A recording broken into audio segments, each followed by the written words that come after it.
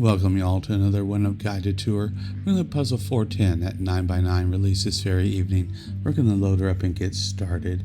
If you don't want to hear me talk about how I think these puzzles work and you just want to see the solve, there's a mad dash. It's under a minute. Knock yourself out. Although this solution might be a little bit more sound or efficient, as it were. Let's see. For the rest of you, we are still going to analyze these puzzles like we have been. We're going to look at segmentation, and when we look at the segmentation of this puzzle, we see that is staggered. There's 1, 2, 3 length, there's a 4 length, and of course there's 5 and 6. There's these 8 lines. There's everything but a 7 length segment in this. Such staggering means we're going to have what I call baseline. Those are segments or whole lines where if you fill them out correctly in the right order, they sort of solve themselves. The pool of digits reduces as you go, and it all works beautifully. There's a couple of those, and in fact, that is how we're going to start. And let's just get started around the black box. That's a 2 and a 1, and that's a 2 and a 1. And R1 is the first baseline we're going to look at. All but 2 digits solve right now. 1 and 3 make this 3 length segment 2. So now 1, 2, and 4 are gone from the top line. We have a 4 length cross segment and only 3 is left. Now with 1 through 4 gone, if we have a 5 length, it's got to be 5. And then after that, if we have a 6 length, it has to be 6. We're left with 7, 8, 9, but we can place a 9 because it doesn't fit there and there's already a 9 in this column. So that leaves us a 7, 8 pair. And that's a pretty good partial baseline. This is a 1, and this is a 1. We're just going to go down the side. Getting the easy stuff as we go, not trying to play across at all until we get down here to R9, which is a full baseline, same sort of thing.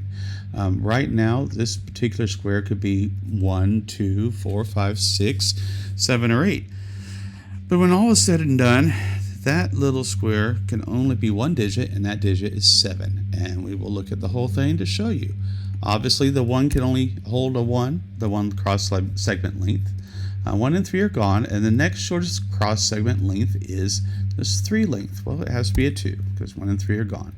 Well, 1, 2, and 3 are gone. Do we have a 4 length? Because it would have to be 4. And a 5 length, of course, would have to be 5. 6 length would have to be 6. That leaves us a 7, 8 pair, but we have a 7, so we know how that goes. We can do this because we're here. There's not much else going on over here. But we go up this last side, and we know it needs a 9. Well, there's only 3 unbroken segments. It's a very segmented puzzle. And so that has to be the 9. Well, that's useful. Where did the 7 and 8 go in this line then? Well, this is it could go. They had to go in these 2 squares, and we know how those break out: 8 and 7. Well, this was a 7, 8 pair, so we know that now.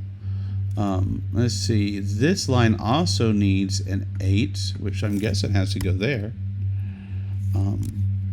And so that's all well and good.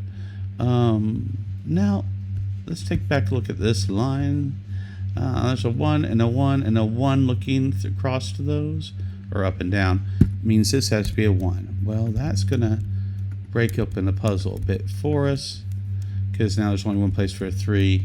That's a 6 and 5. This is going to cascade from here. There's a 4, and it's got to be the 3, and so now we know the 5 and 6. Looking down, we need 2, 5, and 6. Well, 5 and 6 don't fit. 6 doesn't fit.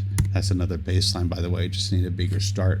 And then we go over here. Let's see. 1 and 3 and 2 makes this a 4. 1 looks down, and see that 4 looks down as well. We look for pairs because they're easier to solve. This, when there's only 2 items left, 4 and 5. Simple choices. Has to be 5 and 6. Has to be 2 and 4. And then see over here, we need 1 and 3, and that works out. This needs 2 and 5, and it has to go like this, which makes this a 2 as well, and this a 1. This is also a 2. 1 and 2 are gone, so that makes it 3 length cross segment of 3, the 4 length cross segment of 4, and that gives us a 5. Let's see, this is a 3, so it is 2 and 3, 1 and 2, 4 and 1. And that's one way to solve 1-up 410. When you notice that the segmentation is highly staggered, and that there's a lot of it, you look for baselines. And because there's only 3 open lines in each direction, you don't have to look very far. I mean, 2 out of 3 horizontals for baselines pretty much at the start, and just made this puzzle solve pretty fast. Because it's highly segmented, you know that the 9s or 8s are rare. There's only 3 of each. And so once you have 2 9s and you can get the last 9 and end up with all the 9s and 8s and 7s and 6s real fast, and you're done. If you had questions, and that's why you're here, I hope this video helped you. Let me know, because I'd like to know that. If you still have questions or this video made it worse, please let me know. I'll try and help in the comments. Sometimes the written explanation is easier to understand. Let's see. Like if you like, share, subscribe, spread the word. We are the ones doing revised paths. I enjoy first runs just like everyone else. I watch everyone's first run I can find every day, because it's useful and it's helpful to me and how I solve these. That said, my own first runs, as well as theirs, tend to have a lot of mistakes, and we try and revise our ways out of that, to show you how to solve the puzzle more efficiently yourself. So hopefully you improve at a better rate and makes more sense. Anyway, that's all I have. Thanks for another good week of 1UP. We'll see you tomorrow with a nice and easy 6x6. Have a great night.